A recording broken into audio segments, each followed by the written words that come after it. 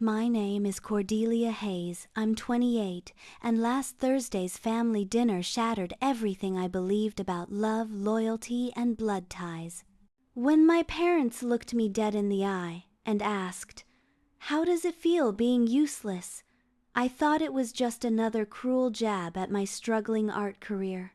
But my simple response, "How would you know what useful looks like?"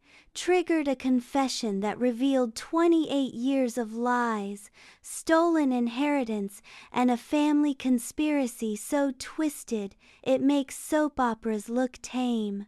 What happened next didn't just destroy my relationship with my parents, it exposed a web of financial fraud that's now under federal investigation and the useless daughter they mocked. Well, let's just say I'm about to become very useful to the FBI. Before we dive into this wild ride of family betrayal and sweet, sweet justice, I'd love to know, where are you watching from tonight? If you're ready for a story that'll make you question everything you thought you knew about family loyalty, smash that like button and hit subscribe, because this revenge tale gets darker and more satisfying with every twist. Trust me, you won't want to miss how karma finally catches up to the people who should have loved me most. Growing up, the Hayes family looked perfect from the outside. My father, Richard Hayes, was a respected investment banker, and my mother, Patricia, ran a successful interior design firm.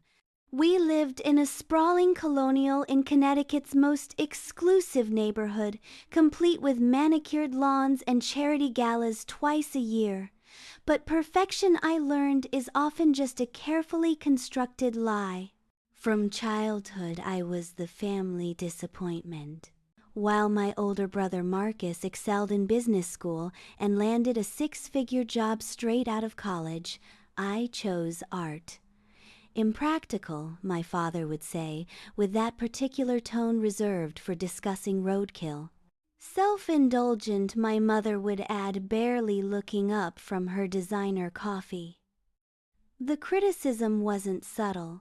At family gatherings, they'd introduce Marcus as our successful son, and me as Cordelia she paints. The pause always lingered heavy with disappointment. Friends and relatives would nod sympathetically as if I'd chosen to collect garbage for a living. Marcus played his part perfectly, the golden child who could do no wrong. He'd pat my shoulder condescendingly and say things like, "Don't worry, Cord, not everyone can be business-minded." The family would laugh, and I'd force a smile while dying inside. Money became their favorite weapon. They'd pay for Marcus's luxury apartment in Manhattan, his BMW, his European vacations.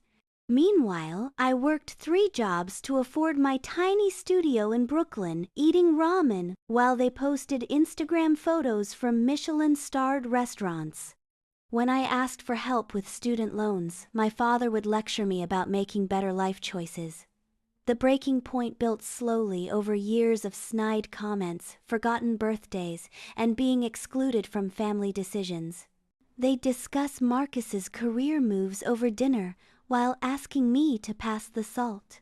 When I got accepted into a prestigious gallery, showing they didn't attend because it conflicted with Marcus's company softball game. But I endured it all because of one unshakable belief: they were family. Blood mattered. Love would eventually win out over disappointment, right? Last month, that naive hope nearly destroyed me. I'd been struggling more than usual. Gallery sales were down, my part-time teaching job barely covered rent, and I'd been living on credit cards for weeks. Swallowing my pride, I called my parents to ask for a small loan. Not a handout, a loan with interest and a written agreement. My father's laugh was cold. "Cordelia, when are you going to grow up and get a real job? We're not funding your art therapy hobby anymore." My mother's voice in the background added, "Tell her she's 28, not 18. Time to face reality. That night I cried until my eyes burned. But something else burned too, a small angry flame that whispered maybe I deserved better than this. The Thursday dinner invitation came as a surprise. Family meeting, my mother's text read. Important family business to discuss. For one foolish moment, I hoped they'd finally acknowledged my worth. Maybe even wanted to support my upcoming gallery exhibition. I should have known better. Walking into my childhood home that Thursday evening, I noticed immediately how tense the atmosphere felt.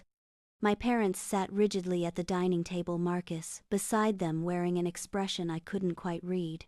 The chandelier cast harsh shadows across their faces, making the familiar room feel almost sinister. "Sit down, Cordelia," my father said without preamble. No greeting, no small talk about my drive up from the city. Just straight to business, whatever that meant. The dinner conversation started normally enough. Marcus discussed his latest promotion, my mother shared gossip about the neighbors, my father complained about the stock market. I picked at my food, wondering why they'd insisted on this family gathering when they clearly had nothing to say to me. Then Marcus cleared his throat. "Actually, there's something we need to discuss with Cordelia." The temperature in the room seemed to drop 10 degrees. My parents exchanged glances, the kind of look that passes between conspirators. "We've been talking," my mother began, her voice taking on that particular tone she used when discussing my life choices. "About your situation." "My situation," I set down my fork. "Your financial irresponsibility," my father clarified. "Your inability to support yourself. Your complete lack of contribution to this family." The words hit like physical blows. "I contribute." How? Marcus interrupted, leaning forward with sudden intensity. "How exactly do you contribute, Cord? You're nearly 30, you can barely pay rent, you have no savings, no real career prospects. You're a burden." I felt my face flush hot. "I'm an artist. I'm building something meaningful." Meaningful. My father's laugh was harsh. "You're delusional. You're living in a fantasy world while the rest of us deal with reality." "You want to know what reality looks like?" My mother's voice was rising now. "Reality is that we're tired of watching you fail. We're tired of your sob stories and your constant need for validation." The room spun slightly. This wasn't just criticism. This felt like character assassination. "Why are you doing this?" "Because someone needs to tell you the truth," Marcus said, his voice cold in a way I'd never heard before. "You're useless, Cordelia. Completely and utterly useless." The word hung in the air like a poison cloud. Useless. 28 years of feeling inadequate, crystallized into that single devastating label. "How does it feel?" my father asked, leaning back in his chair with something that looked almost like satisfaction. "How does it feel being useless?" The question hit me like a slap. But instead of the tears, they probably expected something else happened. That small, angry flame I'd been nursing suddenly blazed into an inferno. I looked around the table at these 3 people who shared my DNA, who were supposed to love me unconditionally, who had just spent 20 minutes systematically destroying what little self-worth I had left. And I asked the question that would change everything. How would you know what useful looks like? The silence that followed was deafening. The moment those words left my mouth, I watched my father's face transform. The smug satisfaction drained away, replaced by something that looked almost like panic. My mother's fork clattered against her plate, and Marcus went completely still. "What did you just say?" my father asked, his voice dangerously quiet. I said, "How would you know what useful looks like?" I repeated, my voice stronger now. "Because from where I'm sitting, none of you have done anything genuinely useful in years." Cordelia, my mother, started, but I was on a roll now.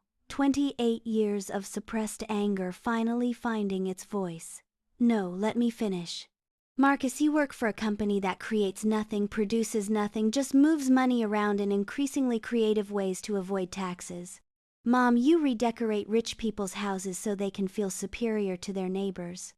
And Dad, I turned to face him directly.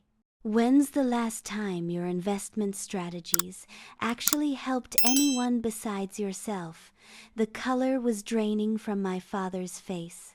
You don't understand the complexities. I understand enough, I shot back. I understand that I'm the only person at this table who creates something from nothing. I'm the only one who tries to bring beauty into the world. I'm the only one who teaches kids that art matters, that creativity has value. But somehow I'm the useless one. Marcus slammed his hand on the table. You're being ridiculous! We're talking about real success, real money, real money! I laughed, and it sounded harsh even to my ears. You mean like Grandma Rose's money? The effect was immediate and electric. All three of them froze completely as if I'd just pulled a gun. The silence stretched so long I could hear the grandfather clock ticking in the hallway. What about Grandma Rose's money? My mother whispered. Oh, now you want to talk about it. I stood up, adrenaline coursing through my veins. The inheritance she left me, the trust fund she set up specifically for my art education, the money that was supposed to help me become the artist she believed I could be. My father's chair scraped against the floor as he pushed back from the table. Cordelia, you don't know what you're talking about. Don't I? I pulled out my phone, my hands shaking with rage and something else, vindication. Because I've been doing some digging lately. Did you know the public library keeps archived copies of probate records? Did you know that wills filed in Connecticut are public documents? The blood drained completely from my mother's face. Marcus looked like he might vomit. I found it. I continued, my voice growing stronger with each word. Grandma Rose's will. The real one. Not the version you told me about where she forgot to include me. The real one where she left me $50,000 specifically for art school plus a trust fund that's been accumulating interest for the past 10 years. Hey everyone, I can see this story is really hitting home for a lot of you. The comments are already pouring in. Before we get to the absolutely explosive revelation that's coming next, I want to say thank you for being here with me through this journey. Family betrayal cuts deep, but what happens next? Well, let's just say my parents' reaction told me everything I needed to know about who I was really dealing with. Make sure you're subscribed, because this story takes turns you won't see coming, and the justice served at the end is absolutely worth the wait. That money, I said, my voice, now steady as steel, has been sitting in an account for a decade. Growing. Compounding. Do you know how much $50,000 becomes after 10 years of careful investment?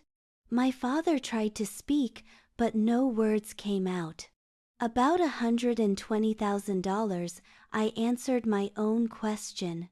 More than enough to pay off my student loans, buy a proper studio, maybe even put a down payment on a small place. Enough to make me useful.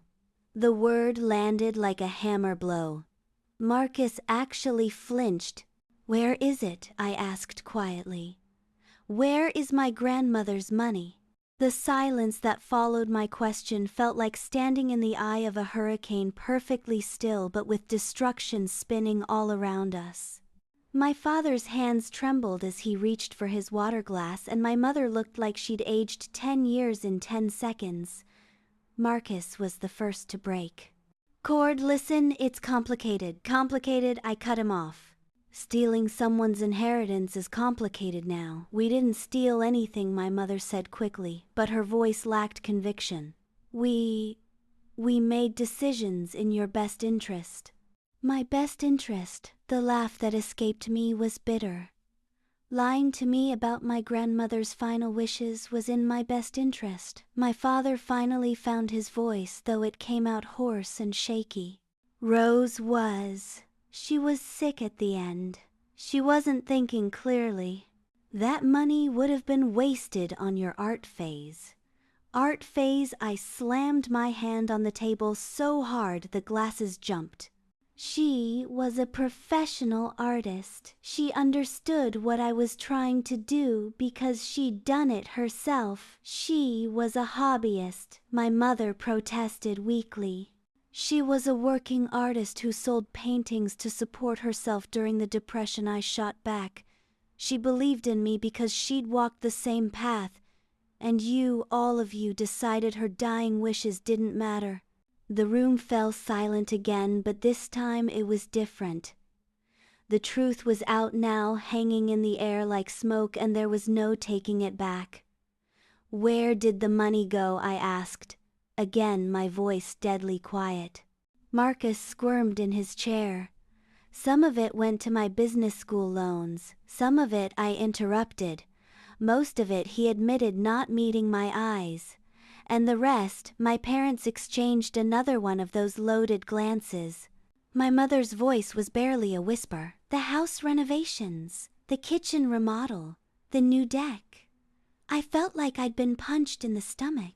You spent my inheritance on home improvements. We spent it on the family home, my father said, trying to regain some authority. Property that will ultimately benefit everyone. Everyone, except the person it was actually left to. I walked around the table slowly, looking at each of them in turn. Let me get this straight. Grandma Rose left me money specifically for my art education. You decided I didn't deserve it. Marcus used most of it to pay for his MBA, the same MBA that landed him the job you're so proud of. And you used the rest to upgrade your already beautiful home. Cordelia, my mother, started. And then, I continued, my voice rising. For the past 10 years you've watched me struggle.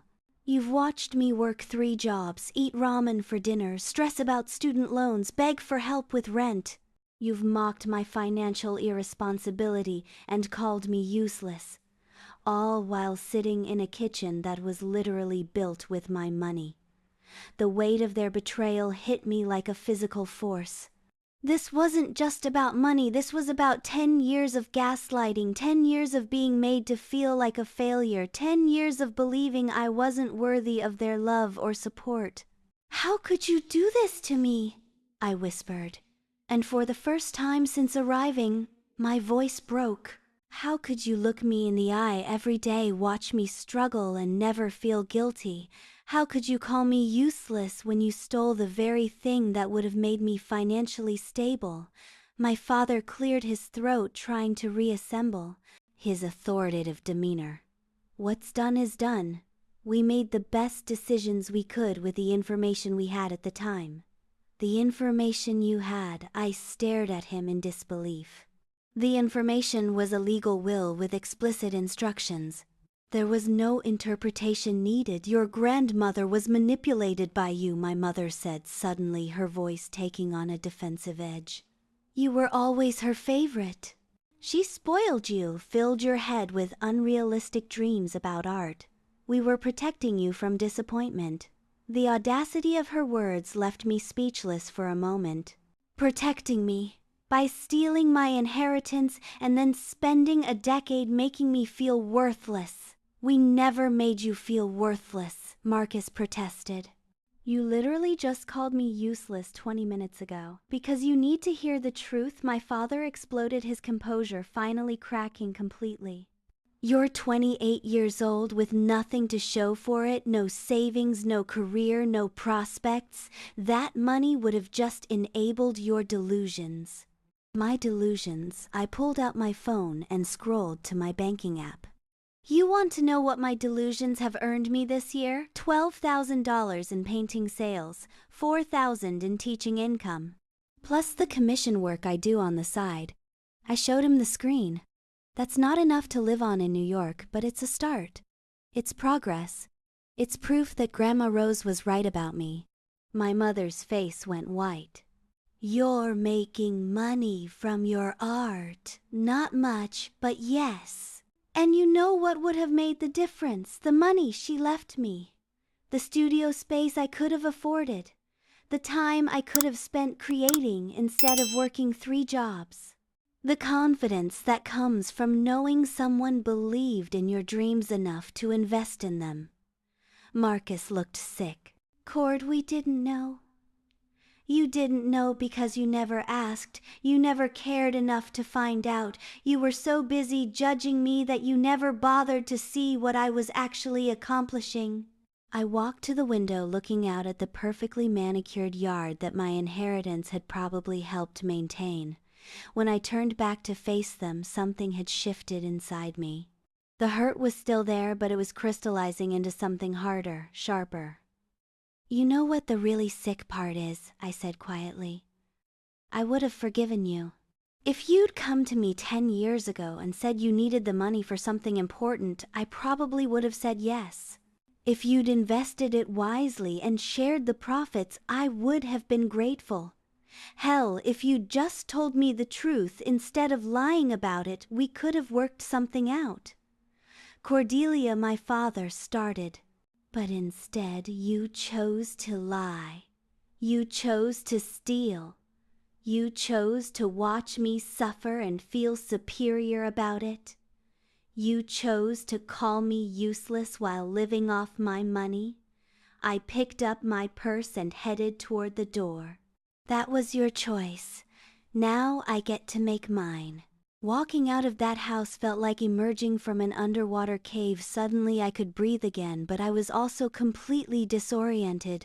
I sat in my car for 20 minutes, hands shaking, trying to process what had just happened. 28 years of family history had just been rewritten, and I wasn't sure who I was in this new reality. The drive back to Brooklyn was a blur of racing thoughts and suppressed emotions. By the time I reached my tiny studio apartment, one thing was crystal clear: this wasn't over. Not by a long shot. I spent the next 3 days doing research that would have made a private investigator proud.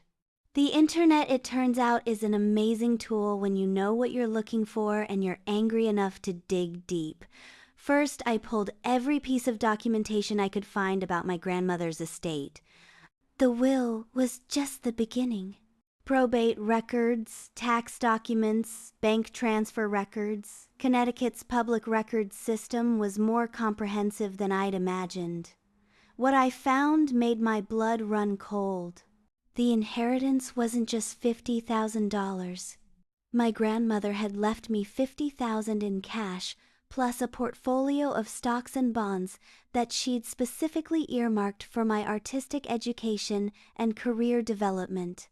The total value at the time of her death, almost $90,000. But it got worse.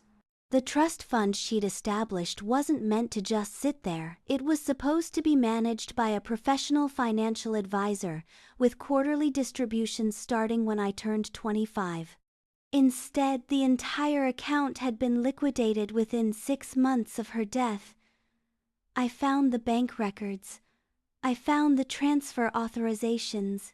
And I found my father's signature on every single document, claiming to act as my financial guardian, despite the fact that I was 18 and legally an adult when Grandma Rose died.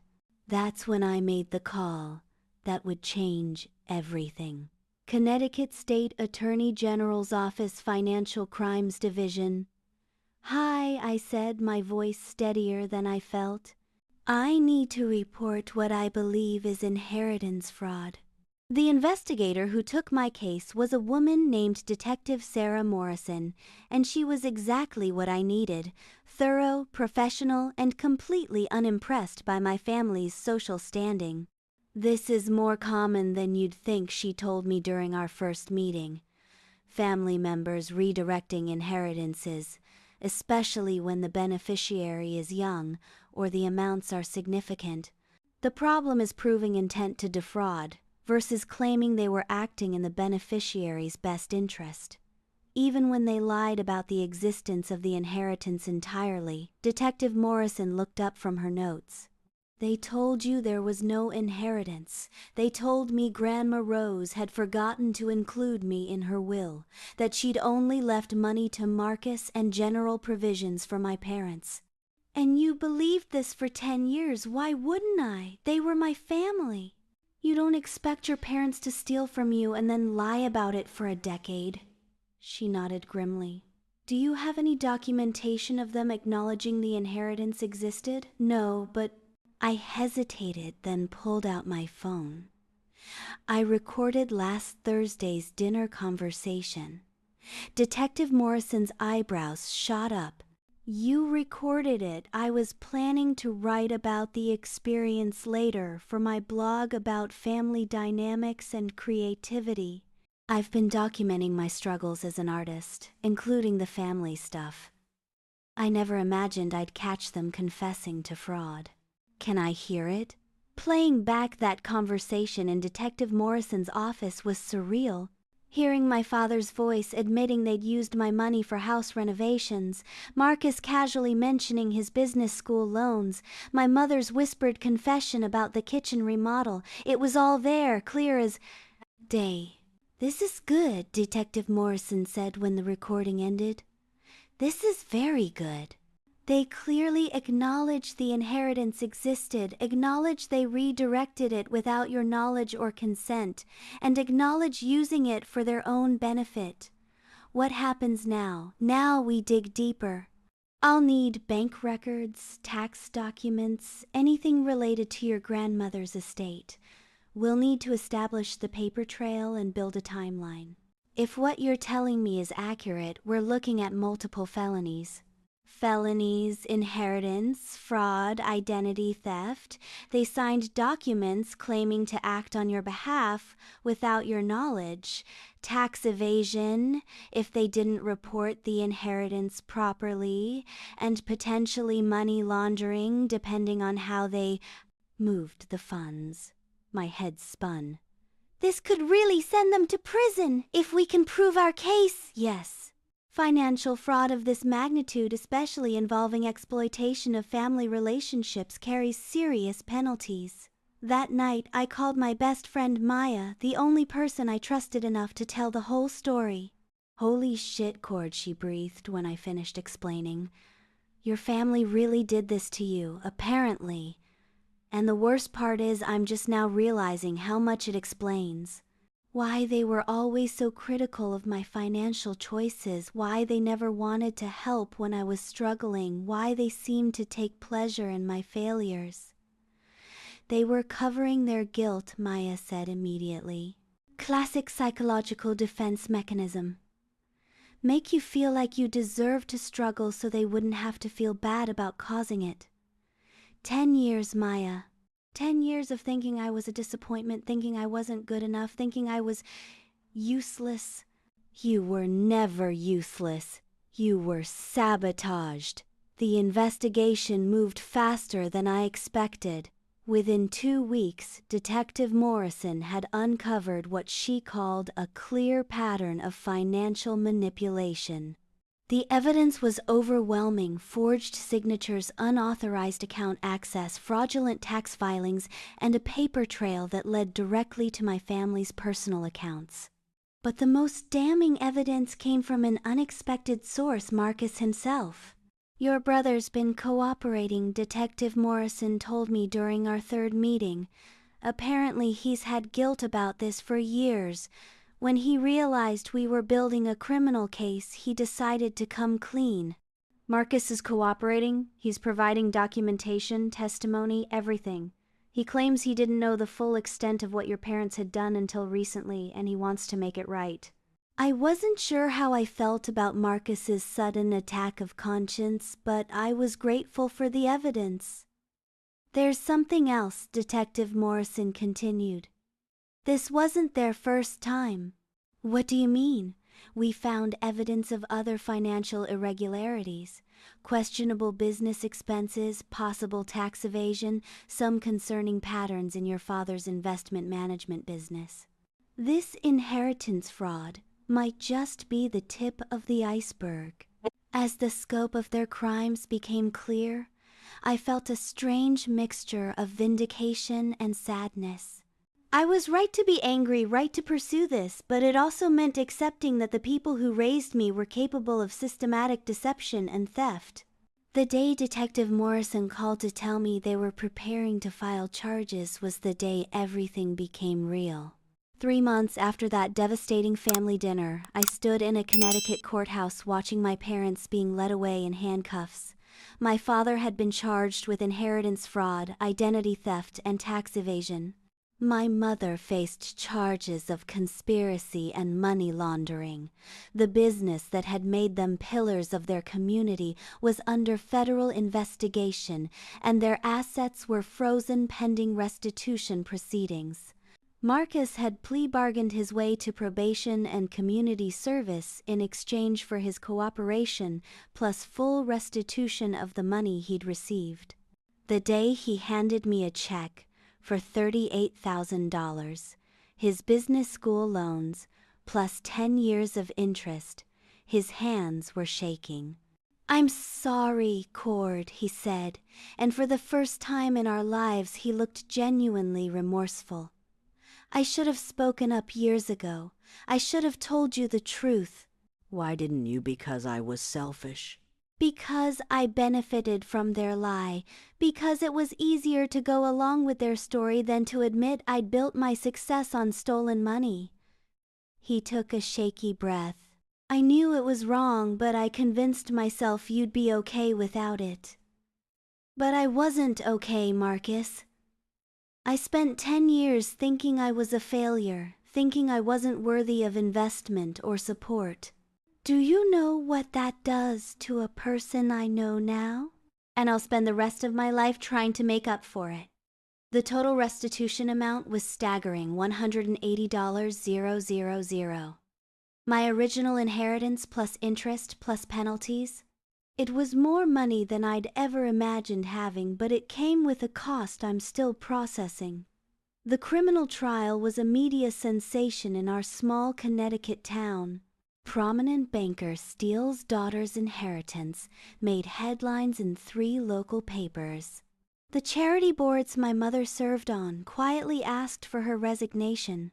My father's investment firm lost half its clients within a month. But here's the thing about justice. It's not always as satisfying as you imagine it will be. Watching my parents' mugshots on the evening news didn't fill me with the triumphant vindication I'd expected. Instead, I felt hollow, exhausted, and strangely grief-stricken. I'd lost my family even if they'd proven they didn't deserve my loyalty. The money, though, the money changed everything. Within 6 months, I'd paid off my student loans completely.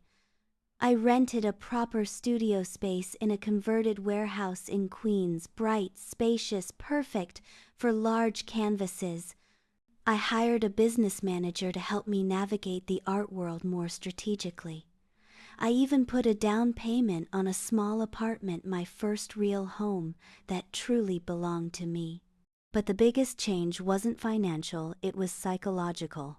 For the first time in my adult life, I felt free to pursue my art without the constant weight of family disapproval, without their voices in my head telling me I was impractical, unrealistic, useless. My work exploded with new energy and confidence. The paintings I created in those first months after the trial were bold, angry, beautiful things that seemed to pour straight from my soul onto the canvas.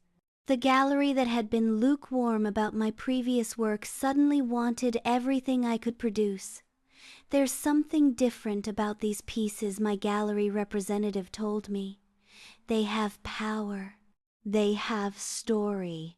They command attention." They did have story. They were painted with justice.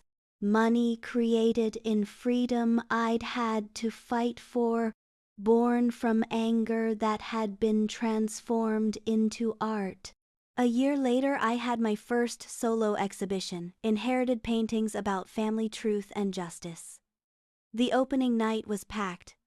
3 paintings sold within the first hour. Critics used words like powerful, unflinching, and redemptive.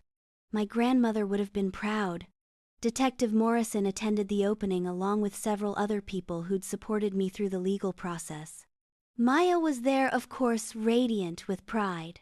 Even Marcus came standing awkwardly in the corner, studying my paintings with what looked like wonder. "You did it," he said, when he approached me near the end of the evening. "You really became an artist." "I was always an artist," I corrected him. "I just finally got the chance to prove it." The most powerful piece in the exhibition was the centerpiece, a large canvas titled "The Dinner Table." It showed a family gathered around a formal dining room, but their faces were distorted masks, their hands reaching across the table like grasping claws. In the corner, barely visible, sat a small figure with clear, honest eyes. That painting sold to a collector for more than I'd made in the previous 3 years combined. As the evening wound down and the gallery emptied, I found myself standing alone in front of that painting, thinking about the journey that had brought me here. The inheritance fraud had been devastating, but it had also been liberating. It forced me to confront the truth about my family, about myself, about what I was really capable of when I stopped believing their lies about my worth. Do you know what it feels like to discover that your family's assessment of your value was not just wrong but deliberately cruel? Do you know what it's like to realize that your biggest obstacles weren't external circumstances, but the people who claimed to love you? The anger is real and it lasts longer than you think it will.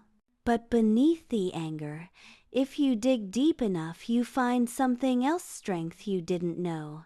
You had resilience that was forged in the fire of betrayal and a kind of freedom that can only come from cutting ties with people who never deserved them in the first place.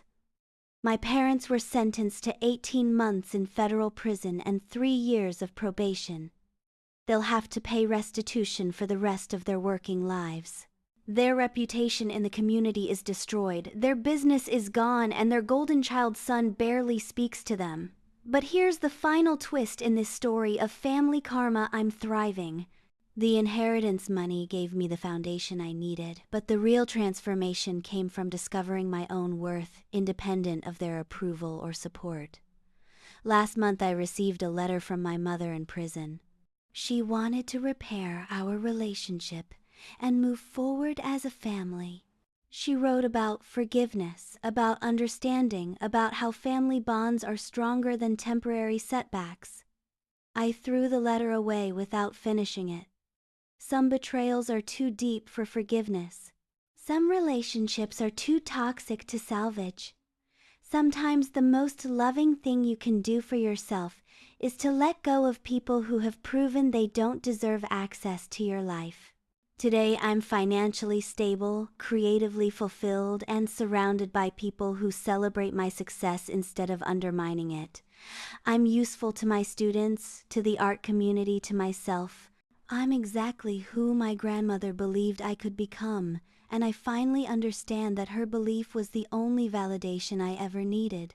You know what? After everything I've been through, I'd love to hear your thoughts.